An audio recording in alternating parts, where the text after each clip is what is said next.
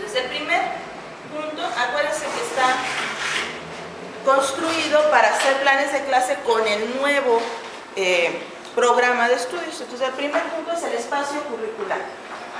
En este caso sería el primero, el de segundo semestre, el primer curso de Historia de la Educación, elementos para el estudio de la historia de la educación en México. También van a tener este formato ya lleno. La idea de hoy es que planifiquen. Entonces, si no se trajeron su programa, al rato cuando empecemos a hacer ya la planificación se lo pueden bajar, ¿no? Porque le vamos a necesitar el programa para hacer la planificación.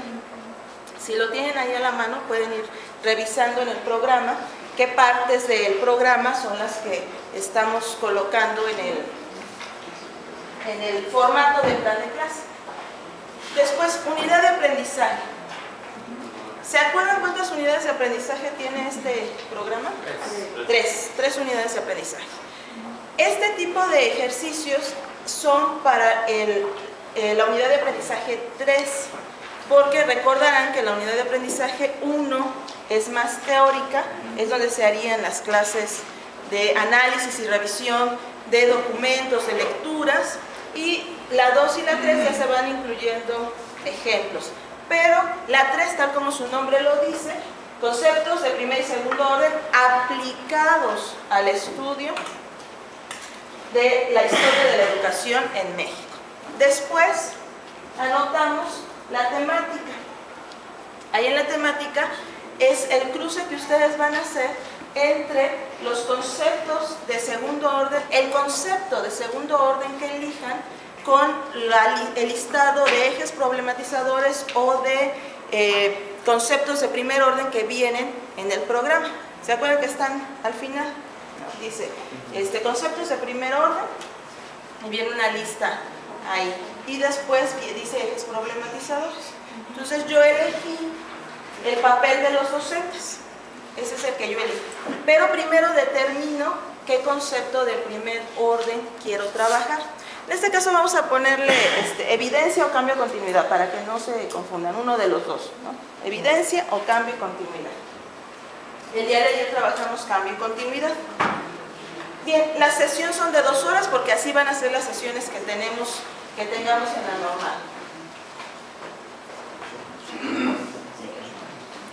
La unidad de competencia a desarrollar está en el programa, no la van a inventar. Están en el programa, solo decidimos cuáles vamos a trabajar en esa clase. ¿Cuál unidad de competencia se va a poder desarrollar? Obviamente en los planes de clase que son para aplicación de conceptos de segundo orden, pues se manejan más unidades de competencia. Para las que sean más teóricas van a ser menos, porque es diferente, se aplica más en este tipo de ejercicios que en el otro. Bueno, ahí están enumeradas. Después establecemos los criterios de evaluación y los medios de evaluación. Bien, antes de esto, obviamente en el momento de la planificación va a ser indispensable que lo primero que decidamos sean las fuentes.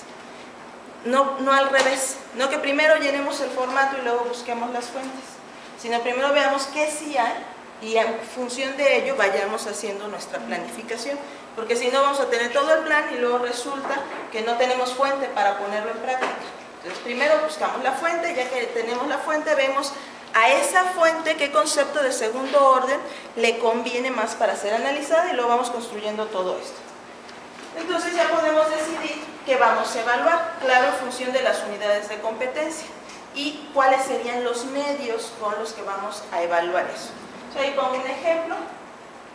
Y los recursos. En los recursos, aparte de los formatos, como ayer Siddhartha nos trajo unos formatos, aparte de los recursos, están anotadas las fuentes. En mi caso, las fuentes están publicadas, ¿no? Entonces ahí anoto la bibliografía. Anoté aquí nada más el nombre de las 4 fuentes. Ahí está. Y luego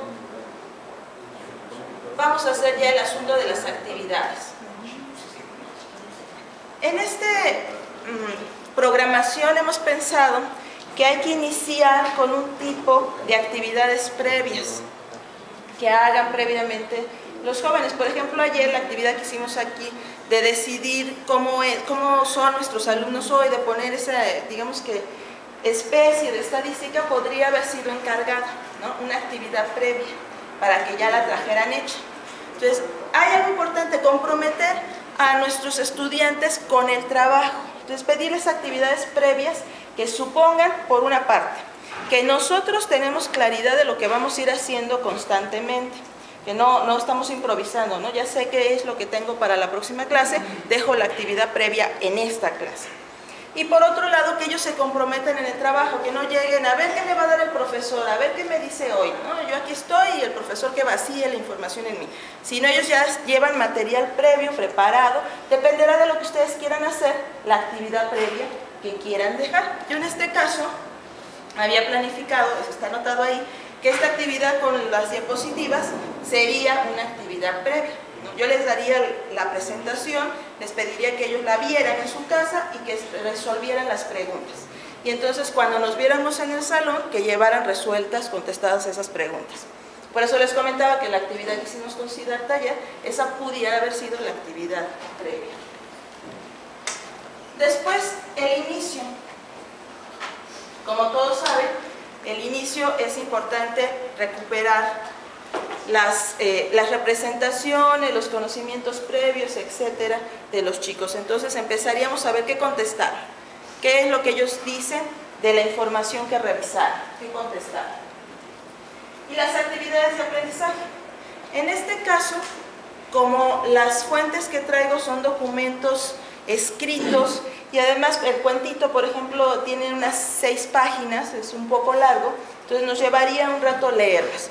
Daría el tiempo suficiente para que las lean. Yo estoy suponiendo en este cálculo un lector rápido como ustedes, pero si fuera con mis estudiantes yo creo que le calcularía un poquito más, son lectores más lentos. Y especialmente como son documentos antiguos, no siempre captan bien las ideas que están comentando los autores de la época.